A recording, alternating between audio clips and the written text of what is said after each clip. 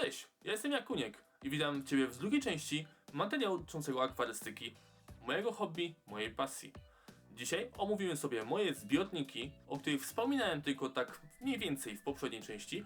Pokażę Wam, jak one się prezentują, jakie ryby w nim zamieszkują, jakie istoty, jakie stworzonka, jaką mam tutaj filtrację, jakie mam oświetlenie, jakie rośliny tutaj się znajdują, a również jak prezentuje się cała aranżacja. Także jeżeli chcecie wiedzieć więcej na temat właśnie mojego hobby i moich zbiorników, to zapraszam Was właśnie do tego materiału i zaczynamy! Myślę, czy ewentualnie na przykład zrobić jakiegoś terrarium, bo jest taka szansa, kupię sobie odpowiednie wiertła do szkła, dorobię przednią część jakoś ewentualnie i może jakieś terrarium będzie, może na jakiegoś gekonika albo jakieś inne stworzonko, tylko oczywiście poczytam wcześniej, żeby dowiedzieć się co i jak. I powiem Wam tak, to akwarium pierwsze to taki totalny low-tech. Piasek biały z kopalni piasków, drobna gradacja. Piasek był płukany już na kopalni piasków. Jak zakupiłem 25 kg plus minus to piasku, cała to poszedł, jakby nie patrzę, tam policzę Wam. Zalecana jest też ogólnie taka warstwa, jakby nie patrzeć, 3 do 5 cm podłoża. No 5 już jest naprawdę dużo, jak chcecie mieć jakieś roślinki, ale te 3 cm to jest taka optymalna właśnie wartość. No ja dałem tam właśnie chyba jakąś czwórkę, coś w tym stylu to podłoża. Oczywiście tam jakieś proste, gliniane kulki GT to się nazywa, czyli glinotorfowe.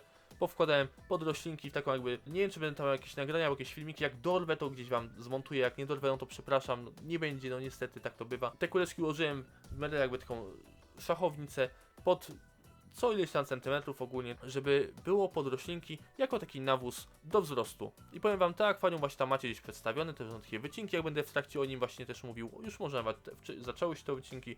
Te akwarium to jest naprawdę bardzo fajna sprawa. Minusem jest to, że niestety one właśnie posiada te nieszczęsne, badziewne, totalne wzmocnienia. Jakoż też szkło 8. Teoretycznie tam nie było takiej potrzeby ze względu na ten litraż. Ja wziąłem, gdyż jak się dowiedziałem, takie szkła potrafią potem się lekko wyginać, a wiecie, potem ktoś ogólnie pójdzie, zahaczy, uderzy i nagle mam 180 litrów wody na mieszkaniu. No, podziękuję. Wolę te wzmocnienie dodatkowo zamontować. Przy 10 wzmocnienia nie brałem, gdyż jest odpowiednia grubość szkła, z tego co się dowiedziałem, pod taki litraż. Ja też nigdy nie mam aż do samej góry zalanych tych akwarii. Zawsze mam jakiś taki centymetr, ewentualnie 2 przestrzeni, na wszelki wypadek, gdyż jak miałem kiedyś na styk, to też potrafiły rybki powysakiwać, krewetki powychodzić i potem znajdowałem takie zasuszone krewetki i rybki, jako że nie miałem pokryw. No niestety. Wiecie, na przykład zapaliło się światełko nagle, jak było ciemno i nagle te ryby przestraszyły się, wyskoczyły ze zbiornika, potem ich szukałem gdzie. Oczywiście na tym piasku, który mówię do tego podłoża, przeprowadziłem próbę odstałą, żeby zobaczyć, czy ten piasek się nadaje, nie wydaje jakichś dziwnych takich ogólnie dźwięków, nie pojawia się piana i wszystko poszło w miarę gładko, bezproblemowo. Mam też tam taki właśnie korzonek, tam będziecie prawdopodobnie też widzieć ogólnie w tym zbiorniku, taki fajny, duży korzeń na środku. Ten korzeń sam wziąłem na jakiejś działce, gdzie dostałem zgodę, wyciąłem, potem go oczyściłem, no niestety zrobiłem to źle, gdyż ja nie posiadam domku, nie posiadam placu, nie posiadam jakiegoś garażu, no i miałem problem ogólnie, że ten korzeń odpowiednio spreparować, więc uczcie się, Jakuniek, dobra rada, uczcie się na moich ogólnie błędach. Takie korzenie najlepiej jest, jeżeli one są ogromne, ten korzeń jest ogromny, miał 90 cm, go tam potem dociąłem, doformowałem, dopasowałem do mojego zbiornika i tak oto ogólnie już tam się w nim mieści, ale o co chodzi, ten korzeń nie mieścił się w żadnym garnku, no logiczne, więc wziąłem go, polewałem go wrzącą wodą z solą, moczyłem go potem ogólnie w wannie przez 24 godziny przeszła, to jest za krótko niestety. I potem pojawił się śluzowiec, ta kora też ogólnie była problematyczna w ogóle do usunięcia. Część usunąłem wcześniej, część ogólnie potem została i potem to takie śliniło się. Przez długi czas miałem problem, że te w ogóle akwarium doprowadzić na odpowiedni poziom, jeżeli chodzi o ogólnie zamknięcie cyklu azotowego, żeby móc tam jakieś życie wprowadzić. Męczyłem się chyba z miesiąc, jak nie dłużej. Potem i tak jakieś rybki wprowadziłem po tym miesiącu, jak nie więcej. To kilka rybek poumierało praktycznie, ogólnie dużo miałem tam przeboju, więc pamiętajcie, korzenie trzeba odpowiednio spreparować. Myślałem, że to zrobiłem na takie możliwości, jakie miałem. Okazało się, że to jest za mało. W następnym akwarium zrobiłem to odpowiednio i zakupiłem beczkę 200-litrową, do której wpakowałem full korzeni, zalałem to ogólnie wodą. Jak jeszcze było cieplutko, było przed latem, czy nawet środek lata, 2-3 miesiące to gdzieś ogólnie stało na podwórku u teściów. Tam wodę co jakiś czas ewentualnie dolałem, podmieniłem częściowo i te korzonki potem bezproblemowo, raz, że bardzo szybko zatonęły w akwarium, dwa, nie pojawiły się właśnie żadne jakieś takie glony, śluzowce jakieś takie, nie było to dużo, bo jak już jakieś naprawdę pojedyncze kawałki, a te wcześniejsze akwarium to matko i córko, głowa mała, tragedia była, naprawdę śmierdziało, capiło, gniło to. I teraz po powiedzmy tych 2 latach plus minus niedługo, to akwarium jest na bardzo fajnym poziomie, wszystko żyje, rybki się nawet rozmnażają, roślinki sobie rosną i jestem w miarę ukontentowany z tego co jest. No i właśnie ten cykl azotowy, poczytajcie sobie o tym, bo to jest bardzo istotne, zanim kupicie jakiekolwiek rybki czy stworzenia, proszę, poczytajcie i zadbajcie o to, żeby to akwarium było dostosowane, że cykl azotowy był zamknięty, odpowiednie bakterie nitryfikacyjne wpuśćcie do zbiornika, przygotujcie odpowiednie podłoże, odpowiednie filtracje, że tam te bakterie mogły też ogólnie się nagromadzić w tych filterkach, odpowiednie jakieś powiedzmy złoża, czy to jakaś lawa, czy ogólnie keramzy, czy powiedzmy ogólnie bioceramika, czy jakieś inne media, poczytajcie, co jest najlepsze na tych grupkach, co wam poradzą. Ja mam swoje doświadczenie, które mogę też się za nich podzielić w innych materiałach, gdybyście byli chętni, dajcie mi znać, napiszę co i jak ja zakładam, co i jak ja robiłem. Myślę, że zawsze to może jakoś zaoszczędzić wam niepotrzebnych zmartwień, trudów i wojaży, które będą w wielu przypadkach bolesne. I tam oczywiście możecie zauważyć na tych przebitkach, właśnie tam gdzie macie jakieś filmiki, jakieś powiedzmy sobie dziurki w roślinkach chociażby, czy chociażby jakieś tam braki. Tak, zgadza się. Swego czasu kiedyś byłem tak zapalonym hobbystą akwarystyki, że nawet prowadziłem sobie regularnie testy, jeżeli chodzi o wodę. Testy wody. Taki zestaw ogólnie nie jest najdroższy, jakiejś najlepszej jakości, ale z Zoolka, z takiej fajnej firmy akwarystycznej, zestaw testów kropelkowych. To są bardzo wiarygodne testy kropelkowe. Nie mówię, że konkretnie może nawet te, ale ogólnie testy kropelkowe są dużo lepsze niż jakieś powiedzmy takie właśnie jakieś paski takie gotowe i badałem tą wodę, miałem nawet różne Excele, pilnowałem tego, liczyłem odpowiednie proporcje przy tych kilkunastu zbiornikach wtedy. Bardzo fajnie mi te roślinki rosły, nawet powiem wam. Miałem różne nawozy podawane. Super, tylko to jest kupa czasu, a ja tą czasu niestety nie posiadałem, mam teraz dużo hobby, dużo zajęć, pracę. Budowę właśnie przy okazji, której już może widzieliście odcinek, a kim to was tam serdecznie zapraszam. Niedługo będzie kolejny materiał z budowy. No i powiem wam, że tego czasu cały czas brakuje, więc obecnie odpuściłem zaawansowane zbiorniki i to są moje takie low-techy, czyli low-techy, takie proste zbiorniki. Tak to właśnie wygląda obecnie. I oczywiście wcześniej mogłem sobie pozwolić też ogólnie na kombinowanie z zaawansowanymi roślinkami i nawozami, gdyż moi rodzice mieli też ogólnie filtry zmiękczające wodę, filtry odwrócenia osmozy, więc tam mogłem się bawić itp. i patrzeć. Mieli jakiś taki fajny zestaw ogólnie, wiecie, ja to nie liczyłem w koszta, bo to było u rodziców. Jak byłem już na swoim potem powiedzmy ogólnie miałem taki prosty zestaw, rodzice mi kupili, który się podłączało pod kran. No ale niestety u mnie nie było ogromnego ciśnienia wody. U mnie woda jest bardzo twarda, ale to bardzo twarda. Nie pamiętam już wartości, może gdzieś tam znajdę z jakiejś Exceli, ale wątpię w to, bo straciłem tam dane z tych folderów akurat na przestrzeni paru lat, ale u mnie były tak problemy duże, że musiałem podawać kilkukrotnie większe stężenie niż zaleca producent, aby te nawozy odpowiednio zostały przyjęte przez moje rośliny i rośliny mogły odpowiednio się rozwijać. I to był problem. A jeśli chodzi o te filtry odwrócenia osmozy w moim przypadku, to powiem wam, że na 1 litr czystej wody wypadało mi 5, 6, 7 litrów odpadu. No i jak to potem policzyłem przy podmiance na przykład rzędu 30 litrów na jedno akwarium, czyli w sumie tam powiedzmy 30 na 2 zbiorniki, oczywiście tam jeszcze dolewałem trochę tej wody kranowej, że tak to wiecie, wypośrodkować, co by nie mówić, ale za duży był procent odpadu, za dużo wody ogólnie szło potem w ścieki. Można było to oczywiście do jakichś wiaderek dawać, ale gdzie ja tam na tym malutkim mieszkanku schować? 38 metrów musiałem mieć naprawdę jakąś beczkę ogromną, że tą wodę tam wlewać, odpadową i potem spłukiwać, nie wiem, na przykład w toalecie albo podlewać coś tym. Nie miało to sensu, więc ten temat odpuściłem i tak oto prowadzę sobie proste akwaria z prostymi roślinkami, mikrozoria, anubiasy, bucefalandry, rogatki, jakieś takie naprawdę proste roślinki, nie wymagające jakiegoś ogromnego wkładu, czy zabawy z jakimś nawożeniem, czy chociażby z dwutlenkiem węgla. No i tym bardziej, tutaj jest naprawdę bardzo małe ciśnienie w stosunku do tego, co było wcześniej. No i ta woda to jest naprawdę taka niezadowalająca, jeżeli chodzi o jakość i miękkość, jak już mówiłem. I nawet swego czasu, jak miałem te poprzednie akwaria, bawiłem się w taką domową bimbrownię, powiedzmy tak zwaną, czyli domowy system podawania CO2. To na drożdżach było akurat hodowane i powiem wam, że roślinki wtedy dosłownie naprawdę jak na drożdżach, dosłownie. One tak szybko wzrastały, że musiałem szybko je co chwilę ciąć. Co tydzień miałem ogólnie praktycznie przycinkę, te roślinki, które mogłem tam odsprzedać, czy po prostu komuś podarować. I to było full. Teraz ten wzrost jest bardzo wolny, też mam bardzo wolno rosnące te rośliny, więc takich efektów też nie widać, ale przy tym było naprawdę dużo zachodu, ale fajna przygoda w sumie, dobrze to wspominam, było przynajmniej wesoło. Szczególnie jakieś rozszczeliła taka butelka i zaczęło śmierdzieć w całym pokoju, czy nawet w mieszkaniu ogólnie tymi drożdżami, raz tak było, ale to inna historia. No i dobrze, w tym akwarium są następujące rybki. 3 górami złote, 3 pielęgniczki Ramireza, czyli 1 samczyk, 2 samiczki, taki tak zwany chyba to jest harem, tak to jest nazywane w akwarystyce. Mam 5 grubowargów syjamskich, czyli tak zwanych kosiarek, świetne rybki, jeden z moich ulubionych, plus minus tak 10 kilisków pstrych, 10 plus minus zwiników Bellera, 10 plus minus neonów czerwonych, bo ciężko jest mi to naliczyć dokładnie, one są naprawdę bardzo ruchliwe, a nie pamiętam z głowy te wartości gdzieś zapisane, ale mi się potraciły. A z ekipy sprzątającej, no to są właśnie oczywiście jakieś ślimaki. Ja lubię ślimaki, świderki, lubię helmety, takie neritiny, jeżeli chodzi o ślimaki, czy powiedzmy sobie jakieś zebelki, czy jakieś oniony. Mam też tutaj dodatkowo 2 sztuki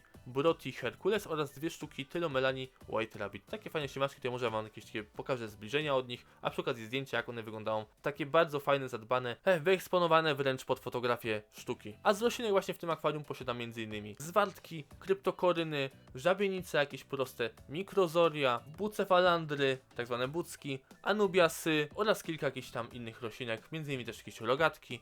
Kiedyś miałem też roślinki takie na tafli wody, nie mówię o rzęsie, mówię o jakiejś takiej pistii, jakiejś salwinni czy tym podobne. No niestety jakoś to mi tutaj nie chciało rosnąć, nie wiem dlaczego. Części osób to rośnie pod pokrywą, części nie. Akurat u mnie był ten problem, że to nie chciało zbytnio rosnąć. Dobrze, teraz sobie powiem o tym drugim zbiorniku, który tutaj chcę wam przedstawić, ze szkła 10 mm. To jest na tym pierwszym zbiorniku mamy tutaj ogólnie szkło nakrywkowe, jak tam widzicie. Wykorzystałem też m.in. te wzmocnienia. Dodałem sobie tam takie powiedzmy beleczki, takie jakby takie rynienki przesuwne, które kiedyś były stosowane m.in. w takich ogólnie szafkach, takich kredensach, że mieliście 2 szyby wchodzące i to było z tego, co wyczytałem kiedyś do tego właśnie stosowane.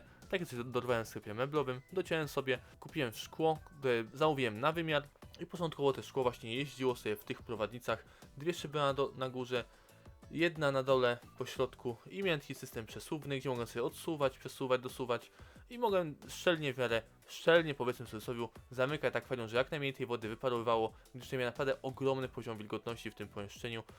90% plus minus chyba było, jak kiedyś patrzyłem na hygrometrze, więc było to naprawdę sporo. Obecnie też mam osuszacz powietrza, który jest fenomenalnym urządzeniem. Polecam przy akwariach, przy robieniu prania w domu i innych rozwiązaniach. Świetna rzecz. Marki nie polecę. Ale mam swój, który mi bardzo dobrze służy i którego jestem zadowolony. Może jakiś materiał, taki recenzję sprzętu też zrobię. Jakbyście chcieli takie materiały też dajcie mi znać. Może jakieś tutaj recenzje ponagrywam, ewentualnie na drugim kanale Milo Windows R, gdzie tam serdecznie też zapraszam. No i tak, te drugie akwarium, które chciałem wam właśnie wspomnieć, też 80 cm na 50 na 45, tylko ze szkła 10 mm. Udało mi się zamówić, bo ten szklarz już miał grubsze szkło w swojej ofercie, dlatego też się ucieszyłem akurat, bo też wzmocnienia bardzo mi przeszkadzały. Przez nie miałem naprawdę sporo rys na szkle. Ciężko było mi to ogólnie czyścić, jak kiedyś powiedzmy sobie właśnie ta woda mi odparowała tak dość nisko, to potem dużo kamienia, chciałem to wyczyścić, skrobałem to, kombinowałem i mam pełno przy tej tafli górnej tych rys. Przy tym akwarium tego problemu nie ma. Jest nic dużo prościej wstawić jakiś ogólnie czyścik, powiedzmy jakiś taki, jakąś żyletkę, czy jakąś może kartę starą kredytową, wyczyścić to, czy chociażby właśnie jakimś powiedzmy czyścikiem magnetycznym, ale tutaj po prostu zostawiam sprawę moim glonojadom, zbrojnikom, bo akurat to akwarium jest ze zbrojnikami, czy ślimaczkom, one to wszystko sobie wszamują, wręcz małą szamę dobrą na tej szybie, nie ma to dużo, bo jest tutaj zadbane, nie ma tutaj ogólnie jakichś wysypu glonów, nie świecę jakoś tutaj mocno, mam to światło stonowane, są te zbiorniki naprawdę zadbane. I te drugie akwarium założyłem w 2024 roku, 16 listopada i myślę, że też ogólnie taki film o zakładaniu tego zbiornika też rzucę na kanał. Mam zmontowany, nawet nie z myślą pod tacha na piątkę zmontowałem sobie wszystko krok po kroku jak robiłem, ale tak akwarium troszeczkę się tak różni od tego co jest poniżej, czyli od tego pierwszego z szybą 8 mm. I ten zbiornik akurat powstał w wyniku likwidacji chociażby 3 innych akwarii. 40 na 40 na 40, czyli 64 litry i 2 30-litrowych obok siebie położonych dosłownie obok siebie tak wzdłuż. Upchane to było strasznie, powiem wam, po prostu niby fajnie, miałem kilka akwarium, miałem różne rybki i inne stworzenia, ale uznałem, że kurka wodna, wolę mieć jedno duże akwarium zamiast 3 małe, bo dużo więcej roboty jest przy tym, kilka filtrów czyszczę zamiast powiedzmy 2 czy 1. Dużo więcej tam roboty, kombinowania i tak oto postanowiłem, że pójdę w taki minimalizm, jak to moja żona taki content swój prowadzi. Polsce codzienności i serdecznie do niej zapraszam akurat i postanowiłem, że usunę te wielosztuki i zastąpię jednym solidnym zbiornikiem, który też daje większe możliwości i dużo piękniejsze wrażenie oraz odczucie z takiego zbiornika jest. Dużo fajniej się to ogląda, dużo większe są możliwości aranżacyjne. Też kiedyś czytałem, że na początek im większy zbiornik teoretycznie, tym lepiej, czyli od takiego powiedzmy 80, 60 czy tam 100 litrowego najlepiej zaczynać, gdyż na mniejszym zbiorniku jest dużo łatwiej zachwiać biologię, rozwalić cały ten system, a im zbiornik taki też ogólnie większy, tym bardziej jest, nie wiem czy można tak nazwać, w cudzysłowie oczywiście, idiotoodporny, tak to można nazwać, że jest bardziej odporny na błędy ludzkie. I właśnie w tym zbiorniku nie ma tych wzmocnień, co jest ogromną zaletą. Mam na samej górze, na samej szczycie powiedzmy tych ogólnie ścianek, mam takie jakby dystanse szaf, takie odbojniki. O, odbojniki w szafkach, jak macie takie szafki właśnie kuchenne, są takie odbojniki gumowe. Mam to ponaklejane co jakiś czas na szybę, a następnie na to kładę też ogólnie szyby nakrywkowo po prostu tak jedną na drugą, też docięte u jakiegoś szklarza innego akurat, kto nawet kurczę tą sprawę skopał, bo są te szyby porysowane, ale mam między nimi te po prostu szyby, tak kładę po prostu jedną na drugą, nie tłuką się i to tak leży i też zapobiega nadmiernej ilości wody, która się wydostaje z tych zbiorników, gdyż mam też ogólnie funkcję drugiego filterka takiego wspomagającego, napowietrzającego, no i wiecie, jednak po prostu bąbelki przy okazji, zawsze jakieś tam bąbelki, wszystkie moje bąbelki. Tak, gdzie jest Nemo, to był podejrzy. No i te bąbelki, powiem wam też, są świetne, bo napowietrzają wodę. Ja wiem z autopsji akurat, to jest moje doświadczenie własne, że w zbiorniku, gdzie jest sporo ryb, warto jest tą wodę napowietrzyć jednak. Teoretycznie niektórzy mówią, że warto stawić sam tu ruch tafli wody, że niby to powiedzmy załatwi sprawę. Ja osobiście mam inne mniemanie, inne zdanie. Może tutaj się część osób z tą zgodzi, może część się z tą nie zgodzi, ale uważam, że lepiej jest też akwarium napowietrzać, żeby wprowadzić dodatkowy powiedzmy tlen do tej wody, żeby te rybki nie miały potem w przypadku na przykład właśnie chociażby lata, gdzie jest upalna temperatura i to wszystko się nagrzewa w tych mieszkaniach, ciężko jest na przykład ogólnie schodzić temperaturę, bo to akwaria też automatycznie są cieplejsze i potem po co mają się rybki zagotować, lepiej żeby miało też ogólnie więcej tlenu, żeby nie było tak zwanej przyduchy, gdyż potem rybki spotkacie z brzuszkami do góry martwymi, a nie o to chodzi. A jeżeli chodzi chociażby o lokatorów w tym akwarium, bo też to jest ciekawe jakby tutaj nie patrzeć, to mam tutaj, nie powiem wam szukowo ile, bo mam tutaj na pewno jedną parę dojrzałych zbrojników pospolitych, fajny, piękny król akwarium, gdzieś tam może uda mi się jakieś wrzucić wam takie zbliżenie na niego, super stworzonko, gdzieś tam powinien być w jakichś tam kadrach pokazany, z rogami, taki samiec fajny, mam też samiczkę akurat, bardzo dużo młodych zbrojników, mam akurat, są pochowane, bo tutaj też muszę zacząć, że to są też takie duże korzenie i te korzenie właśnie już prawidłowo powiedzmy sobie przygotowałem, spreparowałem, wcześniej oczyściłem odpowiednio, w tych beczkach potem moczyłem i z tymi korzeniami zero problemów. Poza tym, że te zbrojniki, kulka wodna, resztki, nawet kory, które ja nie byłem w stanie sam mechanicznie ręką usunąć, czy szczotką jakąś drucianą, to ta kora cały czas jeszcze jakaś drobna ogólnie spada. Nie wiem jakim cudem skąd to się bierze, bo naprawdę są takie resztki, ale dalej ta kora jest usuwana przez te zbrojniki i leży potem obok tego filtra i potem ja muszę to zasysać tą rurką, często się ta rurka zapycha, a i szkoda gadać po prostu. Ale poza zbrojnikami mam też ogólnie gupiki Endlera, moje jakieś pozostałości właśnie z tych mniejszych akwarii. Dodatkowo tutaj są jeszcze również grubowargi syjamskie, malutkie kosiarki, na dole były takie bardzo fajne ulane, wręcz już ogólnie utyte, kilkuletnie, tak samo jak moje kiryski pstre, a tutaj u góry są kosiarki nowe zakupione, są młodziutkie jeszcze ogólnie, ale żyją i dobrze się chyba mają, bo przynajmniej tak, nie wiem, tak piszą mi SMS-y, wiecie jak to jest, no. Tutaj mam akurat chyba neony Innessa, tak, na górze są chyba neonki Innessa akurat, na dole są właśnie neony czerwone, a u góry są neony Innessa, plus tutaj też chyba jeden neon Simulans został mi akurat po mniejszym akwarium i do tej dorzuciłem, to jest taka najmniejsza sztuka, gdzieś tam może wam się przebije, w tych nagraniach może nie. Poza tym mam tutaj też ogólnie kiedyski spiżowe, też chyba z 10 plus minus sztuk, tak samo jak ogólnie tych neonków, 10 tam do 15, ciężko mi teraz to ogólnie policzyć, ale powiem wam, teraz nawet tak patrzę ogólnie, tutaj, nagrywając dla was tego vloga, tak patrzę na te akwarium i powiem wam, że naprawdę to jest fajna radość, takie stworzonka mieć żywe, jest to coś naprawdę przyjemnego. Bardzo się cieszę, że ogólnie takie hobby mam. Uważam je za niesamowite upiększenie domowego zacisza. Żona powiedziała, że ona obowiązkowo chce te akwaria postawić w miejscu reprezentatywnym w nowym mieszkaniu, że móc się wręcz z nimi tak szczycić i chwalić ogólnie przed gośćmi, jak mąż o to wszystko dba. Tak samo te wszystkie roślinki w naszym mieszkaniu też tym się zajmuje.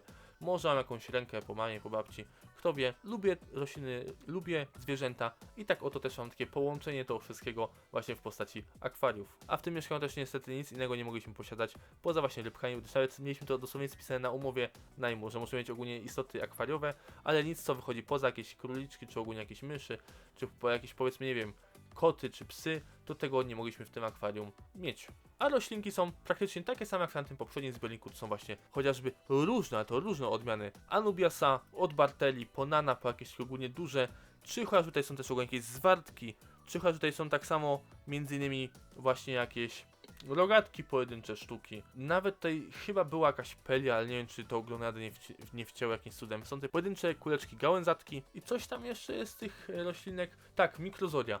Na dole też są mikrozoria i tutaj również jest takie mikrozorium w koszyczku akurat. A poza tym tutaj jeszcze mam rośliny hydroponiczne w postaci paproci oraz monstery, które rosną i bardzo by się mało. Chcecie jakiś materiał też dedykowany, ale myślę, że i tak go nagram, to poczekacie jakiś czas i coś się na kanale pojawi. Tutaj z roślinkami w akwarium, takimi zewnętrznymi, miałem naprawdę duże doświadczenie amatorskie, ale sporo to było, ale głównie tutaj hodowałem wcześniej bataty. Tak, można mieć bataty w akwarium, teoretycznie rośnie to piękne, ale w praktyce jest to niezwykle irytujące, jak mam ten batat się tak rozrośnie i te całe pnącze, potem mam wszystko owija praktycznie ogólnie te listki, potem wpadną do tego akwarium, potem nawet ogólnie zgnić, a więcej roboty z tym niż korzyści i wyglądu. Nie było to aż takie piękne, jak sobie wyobrażałem. Ale ten moja paproć bardzo fajnie się ma, rośnie, trzyma się dalej. To odnośnie filtracji, oświetlenia oraz takich spraw technicznych w moich akwariach. W obu dwóch akwariach, na moment kiedy to nagrywałem, miałem filterki Aquela FZN3. To jest jeden filtr, który na początek na wlocie montowałem prefiltr w postaci gąbeczki. Zatrzymywało najwięcej ogólnie drobnego syfu, który nie wpływał bezpośrednio do filtra, ale na tej gąbeczce się osiadał, więc automatycznie miałem mniej koniecznych podmian czy czyszczenia filtra.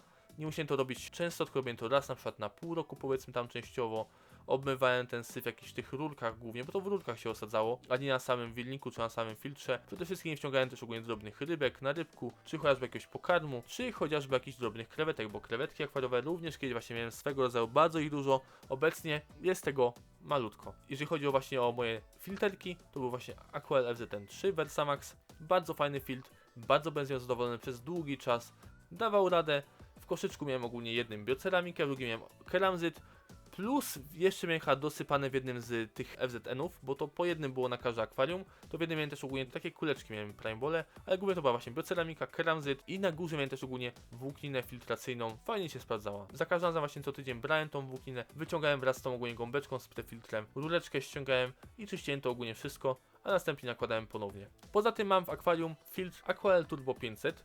Wcześniej miałem ich naprawdę full tych malutkich akwariach, teraz sam po jednej sztuce tutaj służą w ramach filtra typowo mechanicznego, gąbeczka plus coś mam tam ogólnie w koszyczku akurat zamontowane, plus ogólnie funkcja powietrzania właśnie, korzystając z tego i tak sobie gdzieś tam w przeciwnym rogu siedzą te filterki i pompują tą wodę i również tutaj służą jako funkcja oczyszczająca, a mam też fajną modyfikację, którą wam również chętnie pokażę, może w jakimś shortcie, może w jakimś materiale, gdyż uważam, że warto w takich filterkach kombinować, żeby jak najwięcej tej powierzchni czyszczącej, mechanicznej, czy jakiejś powiedzmy takiej bakteryjnej również dodać. Swego czasu nawet ogólnie przerobiłem patamini, biorąc taki pojemniczek na moczek jest w aptekach. Nawiedziłem otworek, wsypałem tam bioceramikę, w miarę jakoś to uszczelniłem, nałożyłem na filterek, od dołu zrobiłem otworek, nakręciłem też ogólnie udżeta akurat chyba jakiegoś, czy gąbeczkę i powiem wam, też to spełniło swoją rolę i to było właśnie w filtrze krewetkowym. A kiedyś akwarystyka naprawdę wymagała, z tego co mi wiadomo, czytałem kiedyś i słyszałem z doświadczeń innych akwarystów starszych, dużo kombinowania i nie było takiego wszystkiego na tacy jak to jest teraz, że kupicie sobie w jakimś pierwszym lepszym markecie, czy ogólnie na jakimś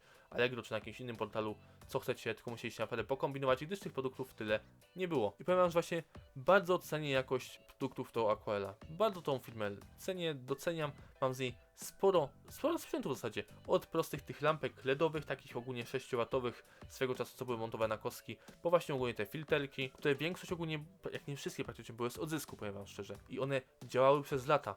Ja jeszcze ogólnie potem je odsprzedawałem, ewentualnie komuś oddawałem i one dalej z to co wiem służą, więc bardzo fajny sprzęt, prosty i trwały przede wszystkim. A to jest też ogólnie myślę ważne przy obecnym konsumpcjonizmie, gdzie ogólnie wszystko jest produkowane tak, żeby jak najmniej wytrzymało, a to jako Aquel tworzy sprzęt, uważam, dość dobry, jak na fundusze, które są za niego wymagane, czy zapłatę, to stosunek ceny do jakości jest naprawdę na fajnym poziomie. A może kiedyś do mnie się właśnie Aquel też odezwie do jakąś współpracę, kto wie, może będę ogólnie ich jakimś partnerem biznesowym, byłoby bardzo mi niezmiernie miło, chętnie bym ogólnie ich sprzęt przetestował, tak pół żartem, pół serio, ale naprawdę filmę doceniam, pozdrawiam. Jeżeli chodzi o oświetlenie, mam tutaj właśnie beleczkę z Invitala, Lumium 85 cm w obydwu zbiornikach 23 W full spektrum. Białe, czerwone, niebieskie, zielone światło. I te lampki sobie świecą. To nie są jakieś ogromne lampy, jeżeli chodzi o ilość LEDów czy ogromną ilość światła, ale jest tutaj full spektrum. Do moich roślin jest to wystarczające, a przede wszystkim mogę fajnie sobie tym światem poregulować. Mam prosty sterownik na pilocie, nie żadna aplikacja, co może nawalać czy wysypać się ten sterownik. Jest prosty przełącznik sterujący natężeniem poziomu świecenia tych diod. Mogę sobie wyregulować wszystko. Poza tym lampa jest w miarę wodoszczelna, a tutaj jest przy okazji zamontowana na moim tym regale, tam wiecie jakąś mieli fotkę, czy jakąś może przebitkę, jakiś filmik jak to wygląda. Już ten regał nie był przewidziany pod takie akwaria, co by nie mówić, on był przewidziany właśnie pod typ szereg, że mamy 3 akwaria w rzędzie, 3 akwaria, albo jedno ewentualnie na dole i tak to miało służyć. Obecnie to zupełnie pełni inną funkcję. Na dole jest jedno akwarium, na środku jest drugie, a na górze jest moja drukarka 3D praktycznie ogólnie z całym oprzyrządowaniem, także regał ma nośność, można powiedzieć, naprawdę chyba z 1,5 tony, jak nie więcej, może nawet 2 on by spokojnie tutaj dał radę udźwignąć. Musiałem to ogólnie policzyć w jakimś programie, symulację jakąś mesowską przeprowadzić i zobaczyć jaka jest tego wytrzymałość tego regału i chyba to powiem wam sprawę tak z ciekawości, może jakiś materiał jeszcze kiedyś o tym regale wam rzucę, ale na pewno jakieś fotki pokażę, bo to jest naprawdę niezły byk, skurczybyk. No i dobrze kochani, to jest pierwszy materiał o moim hobby w postaci akwarystyce. Gdybyście byli zainteresowani, byście chcieli więcej takich materiałów, dajcie mi znać. Chętnie ponagrywam, gdyż to hobby bardzo cenię, bardzo ono mi się podoba. Jest mi niezmiernie miło móc z wami dzielić się takimi treściami. Myślę, że też ogólnie warto takie hobby wskrzesić i powiedzmy zainspirować ludzi, że też jakieś zbiorniki sobie pozakładali, jeżeli oczywiście macie chęć, zaparcie i wytrwałość, a nie traktować to jako zabawkę. Co pobawicie się, za chwilę wyrzucicie te stworzenia, spuścicie gdzieś ogólnie albo wylejecie do stawu, bo nie o to chodzi. Szkoda po prostu stworzeń, a też ogólnie nie wolno wielu ryb wypuszczać do zbiorników wodnych, gdy są gatunkami inwazyjnymi. A większość z nich sobie po prostu zwyczajnie nie poradzi w tych jeziorkach czy tych zbiornikach na dziko. A gdybyście właśnie chcieli jakiś materiał, czym karmię, czym nawożę, bo czasami jakieś tam nawozy daję, jaką chemię stosuję jako uzdatniaczy, czy bakterie nitryfikacyjne, czy jakieś takie powiedzmy sposoby na taką podstawową, bazową apteczkę w przypadku ogólnie ryb akwariowych, dajcie mi znać. Też taki materiał dla was zmontuję, myślę. Więcej vlogów też jakichś przybitek będzie się pojawiało, myślę, bo chciałem po prostu pogadać o wszystkim, co lubię, co robię i akwarystyka to jest taka jedna z części mojego życia. Albo jak na przykład wyglądają chociażby u mnie podmianki, bo to też myślę, że to nie jest takie ogólnie oczywiste. Pokażę wam jak ja to ogólnie robię, jakiś taki materiał wrzucę. Na razie to jest metodą chałupniczą, w przyszłym mieszkaniu to będzie wyglądało troszeczkę inaczej. Mam tam już rozplanowane akurat. Na razie to jest tylko metodą chałupniczą, wiaderkowo, wężyk, ściągamy wodę, spuszczamy, czyścimy, a następnie uzupełniamy. Na ten moment to będzie ogólnie wszystko na tym materiale. Dziękuję bardzo za oglądanie, mam nadzieję, że wam się materiał podoba. Jeżeli tak, to po prostu ocencie, dajcie mi znać w komentarzu. Napiszcie może, czy wy jakieś mieliście akwaria, czy takie hobby was jakkolwiek interesuje, czy może zamierzacie ogólnie, może macie jakieś pytania, może macie jakieś doświadczenia, albo macie jakieś, nie wiem, swoje ulubione na przykład ryby, gatunki, stworzenia, czy może macie akwarium morskie, podzielcie się, chętnie o tym poczytam, popiszę z wami, wdam się w tą dyskusję. To będzie na razie tyle, tutaj bardzo wam dziękuję za oglądanie, pozdrawiam was serdecznie, do następnego, trzymajcie się, cześć!